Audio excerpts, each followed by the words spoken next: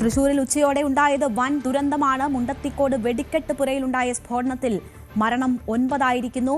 2:30ഓടെയാണ് തൃശൂർ മുണ്ടത്തിക്കോട് വെടിക്കെട്ട് പുരയിൽ ആദ്യ സ്ഫോടനം ഉണ്ടായത്. തുടർ സ്ഫോടനങ്ങൾ നടക്കുന്ന സാഹചര്യമായതിനാൽ രക്ഷാപ്രവർത്തനം ഇപ്പോഴും പ്രതിസന്ധിയിലാണ്. തൃശൂർ മെഡിക്കൽ കോളേജിന് പുറമെ തൃശൂർ ജനറൽ ആശുപത്രിയിലും ക്രമീകരണം ഒരുക്കാൻ മന്ത്രി വീണ ജോർജ് നിർദ്ദേശം നൽകിയിട്ടുണ്ട്. ഏതാണ്ട് 20ഓളം പേരെ തൃശൂർ മെഡിക്കൽ കോളേജ് ആശുപത്രിയിൽ എത്തിച്ചിട്ടുണ്ട് എന്നതാണ് നമുക്ക് ലഭിക്കുന്ന വിവരം. സമീപത്തെ മറ്റ് ആശുപത്രികൾക്കും സജ്ജമായിരിക്കാൻ നിർദ്ദേശം നൽകിയിട്ടുണ്ട്. മെഡിക്കൽ കോളേജിൽ ആവശ്യമായ സൗകര്യം ുണ്ടെന്നും കോഴിക്കോട്, കോട്ടയം മെഡിക്കൽ കോളേജുകളിൽ നിന്ന് ഡോക്ടർമാരെ തൃശൂരിലേക്ക് എത്തിക്കുമെന്നും ആരോഗ്യമന്ത്രി വീണ ജോർജ് അറിയിച്ചു. നവമി ദിനേശ് വാർത്തയുടെ വിശദാംശങ്ങളുമായി ചേരുകയാണ്. ഏറ്റവും ഒടുവിൽ വിവരം ലഭിക്കുമ്പോൾ നവമി 9 മരണമായിരിക്കുന്നു. 9ആയി മരണസംഖ്യ ഉയർന്നിരിക്കുന്നു. രക്ഷാദൌത്യം ഇപ്പോഴും പൂർണ്ണ രീതിയിൽ തുടങ്ങാൻ കഴിഞ്ഞിട്ടില്ല എന്നൊരു സാഹചര്യമാണ് നിലനിൽക്കുന്നത്. ഇനി ഇരുട്ട് പടരുന്ന ഒരു സാഹചര്യമാണ്. ഇനി അങ്ങോട്ട് രക്ഷാദൌത്യം ദുർഘടമാകുമോ? എന്തൊക്കെയാണ് സജ്ജീകരണങ്ങൾ, ക്രമീകരണങ്ങൾ? നമുക്ക് ലഭിക്കുന്ന വിവരങ്ങൾ. രേണിക, എന്നാൽ ഇപ്പോൾ ഫയർഫോഴ്സിനും രക്ഷാപ്രവർത്തകർക്കും ഈ പടക്ക നിർമ്മാണശാലയ്ക്ക് അരികിലേക്ക് എത്താൻ സാധിച്ചു എന്നുള്ളത് വലിയ ആശ്വാസകരമായിട്ടുള്ള കാര്യമാണ്. കാരണം 2:30-ക്ക് നടന്ന സംഭവമാണ്. ഇപ്പോഴാണ് അവർക്ക് ഈ ശാലയ്ക്ക് അരികിലേക്ക് എത്താൻ കഴിഞ്ഞത്. കാരണം അത്രയും വലിയ സ്ഫോടനമാണ്. 5 പുരകളാണുള്ളത്. ഈ 5 പുരകളിലെയും ഈ പടക്കങ്ങൾ പൊട്ടിത്തെറിക്കുന്ന അല്ലെങ്കിൽ വലിയൊരു സ്ഫോടനം തന്നെയാണ് അവിടെ സംഭവിച്ചത്. ഫയർഫോഴ്സിനടക്കം ആ പ്രദേശത്തേക്ക് എത്താൻ കഴിയുന്നില്ല. ഡ്രോണിന്റെ സഹായത്തോടു കൂടിയാണ് ആളുകൾ അവിടെ ഉണ്ടോ, അല്ലെങ്കിൽ തീ എത്രമാത്രം ഉയരാൻ സാധ്യതയുണ്ട്, കൂടുതൽ ഇടങ്ങളിലേക്കൊക്കെ ഇത് പടരുമോ എന്നതൊക്കെ നിരീക്ഷിച്ചത്. ഇപ്പോൾ എന്തായാലും ഫയർഫോഴ്സും നാട്ടുകാരും രക്ഷാപ്രവർത്തകരും ഒക്കെ അങ്ങോട്ടേക്ക് എത്തിയിട്ടുണ്ട്. തീ അണയ്ക്കുന്നുണ്ട്. തീ ഏകദേശം അണച്ചുകൊണ്ടിരിക്കുകയാണ്. ഇനി അതിന്റെ ഉള്ളിൽ എത്ര പേർ അകപ്പെട്ടിട്ടുണ്ടെന്നാണ് നമുക്ക് അറിയേണ്ടത്. അവരെയൊക്കെ എത്രമാത്രം ജീവനോടെ പുറത്തെത്തിക്കാൻ സാധിക്കും എന്നൊരാശങ്കയാണ് നിലനിൽക്കുന്നത്. എന്തായാലും 9 മരണം സ്ഥിരീകരിച്ചിട്ടുണ്ട്. മരണസംഖ്യ ഉയരാൻ തന്നെയാണ് സാഹചര്യം. ആശുപത്രിയിൽ എത്തിച്ചവരിലെയും നില അതീവ ഗുരുതരമാണ്. ഈ ശരീര അവശിഷ്ടങ്ങൾ ചിന്നിച്ചിതറിയ അവസ്ഥയിലാണ് ഉള്ളതും. ഈ ചാക്കിനാക്കിയാണ് ഓരോ മൃതദേഹങ്ങൾ ആശുപത്രിയിലേക്കൊക്കെ എത്തിച്ചത്. ഇനി ആളുകളെ എത്രമാത്രം രക്ഷിക്കാൻ കഴിയുമെന്നതാണ് ഉറ്റുനോക്കുന്നത്. ഇപ്പോൾ നേരത്തെ രക്ഷപ്പെട്ട ഒരാളെ പ്രതികരണം നമ്മൾ കേട്ടതാണ്. അതുപോലെ നിരവധി പേർ രക്ഷപ്പെട്ടിട്ടുണ്ട്. 7-8 ആളുകൾ രക്ഷപ്പെട്ടിട്ടുണ്ട്, ഓടി രക്ഷപ്പെട്ടിട്ടുണ്ട്.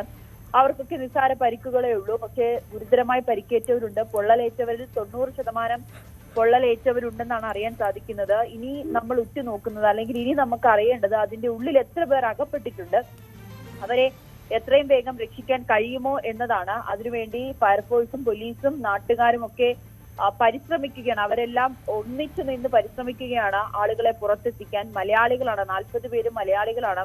അതിൽ സ്ത്രീകളുണ്ട്. എന്തായാലും ആരോഗ്യമന്ത്രി അടക്കം തൃശ്ശൂരിലേക്ക് പുറപ്പെട്ടിട്ടുണ്ട്. ആരോഗ്യമന്ത്രി, അതോടൊപ്പം തന്നെ സുരേഷ് ഗോപി, കേന്ദ്രമന്ത്രി സുരേഷ് ഗോപി ഉൾപ്പെടെയുള്ള എല്ലാ മുതിർന്ന മന്ത്രിമാരും നേതാക്കന്മാരും അല്ലെങ്കിൽ രാഷ്ട്രീയ പ്രവർത്തകരും എല്ലാവരും തന്നെ അങ്ങോട്ടേക്ക് ഓടിയെത്തിയിട്ടുണ്ട്. എത്രയും വേഗം ഈ ആളുകൾക്ക് കൃത്യമായിട്ടുള്ള ചികിത്സ ലഭിക്കുക, എത്രയും വേഗം അവർക്ക് ചികിത്സ ഉറപ്പാക്കുക എന്നൊരു ലക്ഷ്യം മാത്രമാണ് ഇപ്പോൾ മുഖ്യമന്ത്രി അടക്കം അതിനുള്ളൊരു നിർദ്ദേശം നൽകിയിട്ടുണ്ട്. ആളുകൾക്ക് എല്ലാ ആശുപത്രികളും സജ്ജമായിരിക്കുക, മെഡിക്കൽ കോളേജിൽ എല്ലാ ഉപകരണങ്ങളും എത്തിക്കുക, അല്ലെങ്കിൽ ആളുകൾക്ക് എത്രയും വേഗം ചികിത്സ ഉറപ്പാക്കാൻ വേണ്ടിയിട്ടുള്ള കാര്യങ്ങളെല്ലാം തന്നെ ചെയ്യുക എന്നതിനുള്ള സജ്ജീകരണങ്ങളെല്ലാം തൃശ്ശൂരിലെ എല്ലാ ആശുപത്രികളിലും സജ്ജമാണ്. അതോടൊപ്പം തന്നെ രേണുക, ഈ തൃശ്ശൂർ ടൗണിൽ വലിയ ബിൽഡിങ്ങുകളുടെ പല ചില്ലുകളും പൊട്ടിത്തെറിച്ചു എന്നാണ് അറിയാൻ സാധിക്കുന്നത്. ഈ പടക്ക നിർമ്മാണശാലയുള്ളത് ഒരു വയലിന് നടുവിലാണ്. അത് ഏകദേശം 14 കിലോമീറ്റർ ആണ് ടൗണിൽ നിന്നുള്ളത്, തൃശ്ശൂർ ടൗണിൽ നിന്നുള്ളത്. ആ ടൗണിലെ ബിൽഡിങ്ങുകളുടെ ചില്ലുകളൊക്കെ പൊട്ടിത്തെറിച്ചു എന്ന് പറയുമ്പോൾ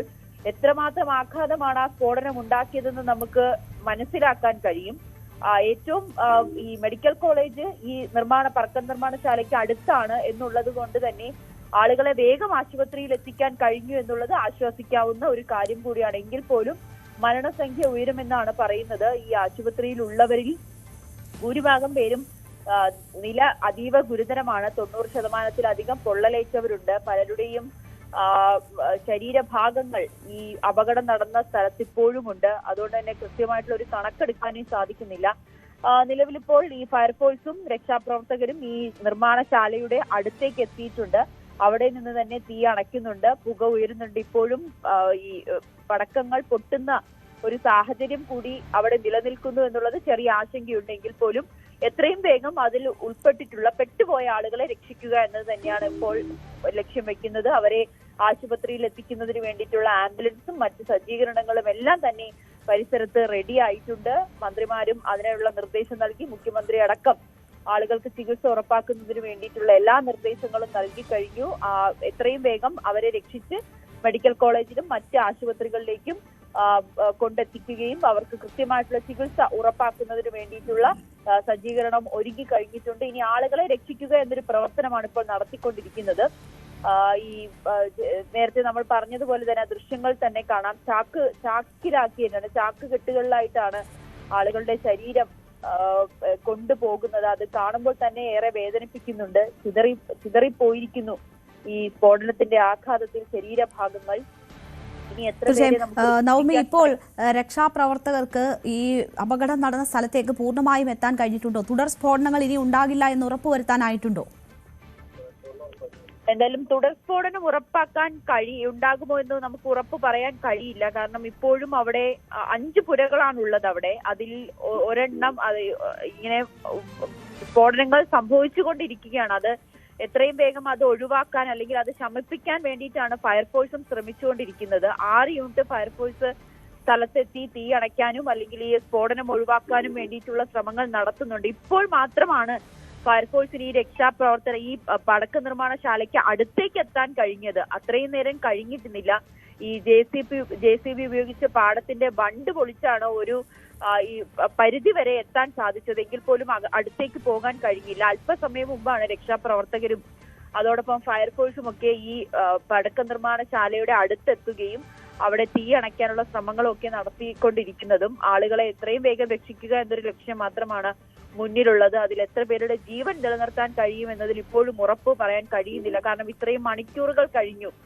അവർ പലരും ഓടി രക്ഷപ്പെട്ടു, പലരും അവിടെ പെട്ടുപോയ അതിന്റെ ഉള്ളിലായി പോയ അവസ്ഥയിലൊക്കെയാണ്. എന്തായാലും എത്രയും വേഗം ആളുകളെ പരമാവധി രക്ഷിക്കുക എന്നൊരു ശ്രമമാണ് അവിടെ നടത്തിക്കൊണ്ടിരിക്കുന്നത്. ഇനി മരണസംഖ്യ ഉയരാനുള്ളൊരു സാധ്യത തന്നെയാണ് രേണുക ഇപ്പോഴും സ്ഥലത്ത് നിലനിൽക്കുന്നത്. തീർച്ചയായും ഒട്ടും ആശ്വാസകരമല്ല അവിടെ നിന്ന് വരുന്ന വാർത്തകൾ.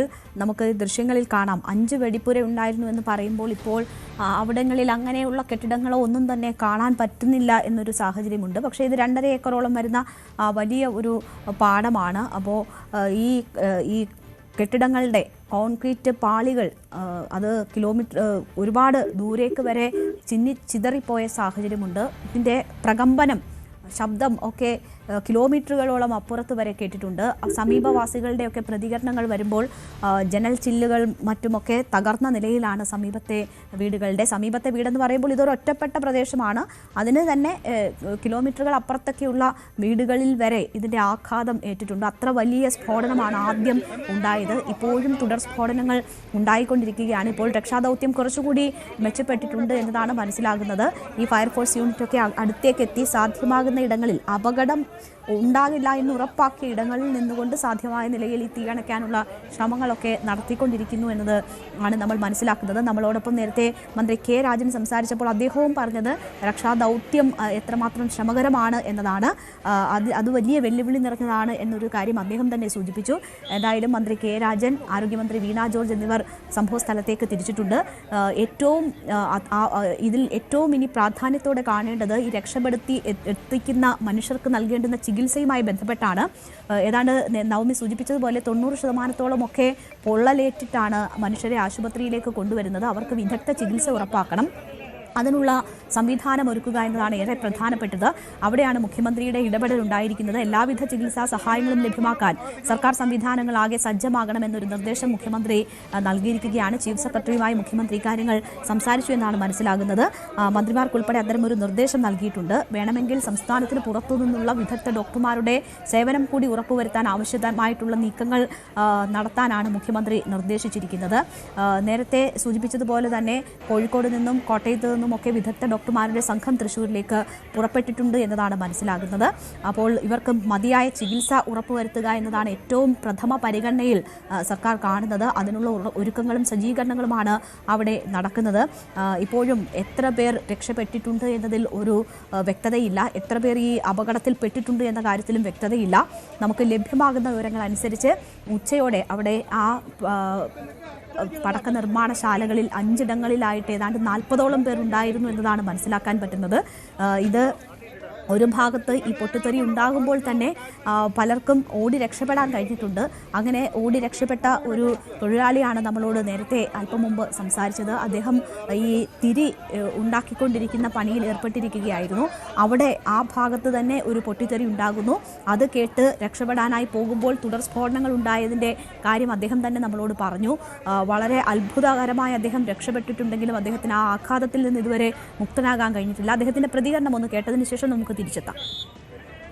2-3 ഷെഡ് അത് 3 അപ്പുറത്ത് വേറെ ഉണ്ടോ? പിന്നെ ഒരു ഷെഡ് ആ പാടത്തിന്റെ അറ്റത്ത് ഉണ്ട്. അത് അവിടെ ഉണ്ടോ ഇല്ലെന്ന് അറിയില്ല. അതിൽ കുറച്ച് മരുന്നുകൾ സ്റ്റോക്ക് ഉണ്ട്, അത് എനിക്കറിയില്ല. 2:40 ഉള്ളില് പെട്ടെന്നുള്ള ചൂടുകൊണ്ട് ആയിരിക്കണം ഈ ഞാൻ നിൽക്കുന്നിടത്ത് തിരി കത്തിയിട്ടുണ്ടാവും. ചൂടേ കാരണം ഞാൻ തിരി എടുത്തിടുക ഇങ്ങനെ ഒരു ട്രിപ്പ് മറിച്ചിട്ട് കഴിഞ്ഞ തിരി പെട്ടെന്ന് ഉണങ്ങും. അപ്പോഴാണ് പെട്ടെന്ന് ഒരു 5 മീറ്റർ അകലെ എന്നരട്ടി ഇതെന്തേ നോക്കി ഞാൻ മറിയുമ്പോഴേക്കും ഞാൻ ഇട്ട തിരിയൊക്കെ കത്തി. പിന്നെ എനിക്ക് മനസ്സിലായി ചതിച്ചു. ഞാൻ ഓടുമ്പോഴേക്കും ഈ ഇവിടെ നർവ് ഷെഡ് പൊട്ടി. അപ്പോഴേക്കും ഇവിടെ പൊട്ടി ഈ നർവ് ഷെഡ്. അങ്ങനെ 2 കണ്ടും മറിയുമ്പോഴേക്കും സ്റ്റോറും പൊട്ടി. പിന്നെ ഞാൻ നിന്നില്ല, ഞാൻ പറഞ്ഞില്ല. പിന്നെ ഞാൻ തിരിച്ച് പെണ്ണുങ്ങളുടെ അടുത്തേക്ക് വന്ന് എടുത്തു ഓടി. മലയാളികളല്ലാതെ ആളുകളുണ്ട്? ഇല്ല, ഒക്കെ നമ്മൾ മലയാളികളാണ്. വേറെ പുറമെന്ന് അങ്ങനെയൊന്നുമില്ല. ഏറ്റവും വലിയ ഒരു വിഷമം എന്താ വെച്ചാൽ നമ്മൾ ഉപയോഗിക്കാൻ പറ്റാത്ത ഒരു കെമിക്കലും മറ്റേ നിയമത്തിന് വിരുദ്ധമായിട്ടില്ല. അപ്പോൾ 99% ഈ തീ പോലുള്ള വേലി ചൂടായിട്ട് ഈ തിരി അല്ലെങ്കിൽ കടിമരുന്ന് തീ ഓൾറെഡി വെയിറ്റില്ലോ. തൃശ്ശൂർ പൂരത്തിനുള്ള എല്ലാ സാമഗ്രികളും ആ സാധനങ്ങളാണ് എല്ലാം ഒരുവിധം സാമ്പിളിന് എല്ലാ സാധനങ്ങളും പൊതിഞ്ഞ് യാതൊരു കുഴപ്പമില്ല. ഇനി നാളത്തെ കഴിഞ്ഞാൽ നാളെ വൈകുന്നേരം ആകുമ്പോൾ സാമ്പിളിന്റെ ലോഡ് ചെയ്യാം. ഒരു വെപ്പറോൾ അതിലേക്കുള്ള സാമഗ്രികളെല്ലാം ഇപ്പോൾ എല്ലാ കാര്യം ഒരു വെപ്പറോളല്ലാതെ വളരെ ഭംഗിയായിട്ട് ചെയ്ത് കഴിയും. പക്ഷെ അതെല്ലാം ഇപ്പോൾ വെടിക്കെട്ടിൽ പോയി എന്നല്ലേ? എല്ലാം പോയി. ഇത് എന്താവും കാരണം തോന്നുന്നത്? കാരണം 99% ഈ കളത്തിൽ തിരിയാണ് ഞാൻ നിൽക്കുന്നിടത്ത് കത്തിയത്. ഒന്നിങ്ങെ ചൂടിന് ലെൻസ് പോലെ ഇതുമ്പോൾ ചെന്ന് അടിച്ചിട്ടാവണം. കാരണം ഈ കടിമരുന്ന് കാരണം ഇത് വെയിലത്ത് കിടന്ന് ഉണങ്ങണം. അതെന്തായാലും ഓൾറെഡി ചെയ്യണം. അപ്പം ഞാൻ നിൽക്കുന്നിടത്ത് ഈ പെട്ടെന്നൊരു തീ പോലെ വന്ന് അടിച്ചതിൻ്റെ പേരാണ് ഞാൻ പറയുന്നത്. അത്ര മാത്രം അറിയില്ല. കാരണം എൻ്റെ ഈ കളത്തിൽ കിടക്കുന്നോട് തിരി മാത്രമല്ല, തിരി കത്തിയത്. അതിപ്പോൾ എത്ര ചൂടായാലും ഏത് വേനൽക്കാലത്ത് തിരി വെയിലത്ത് കിടന്ന് ഉണങ്ങണം. പക്ഷെ ആദ്യം വന്നത് എൻ്റെ അടുത്ത് ആ കളത്തിൽ എൻ്റെ അടുത്ത് തിരി കത്തിയത്.